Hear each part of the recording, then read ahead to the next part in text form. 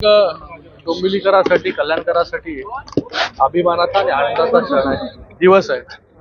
आज शिवजयंती निमित्त राज्याचे उपमुख्यमंत्री एकनाथ शिंदे साहेबांच्या शुभ हस्ते छत्रपती शिवाजी महाराजांचा आत्मरून पुतळ्याचं अनावरण जे आहे आज डोंबिवलीच्या छत्रपती शिवाजी महाराज चौकामध्ये झाला। हा चौक जो आहे तो अगोदर घारडा केमिकलच्या नावाने ओळखला जायचा, त्याची ओळख पुसून या चौकाला नवीन ओळख म्हणजे छत्रपती शिवाजी महाराज चौक हे आजपासून देण्यात आलेलं आहे। डोंबिवलीच्या प्रवेशद्वारावरती हा पुतळा आज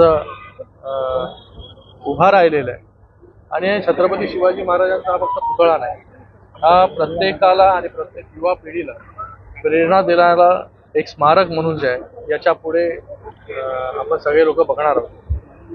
मला वाटतं आजच्या दिवशी हा छत्रपती शिवाजी महाराजांचा आश्वासन पुतळा इथे उभा राहतो माझ्यासाठी देखील खूप आनंदाचा दिवस आहे, समाधानाचा दिवस आहे की कित्येक वर्षापासून लोकांची मागणी होती की डोंबिवलीचं जे प्रवेशद्वार आहे तिथे छत्रपती शिवाजी महाराजांचा आश्वासन पुतळा उभा राहायला पाहिजे। ती आज मागणी पूर्ण झालेली आहे।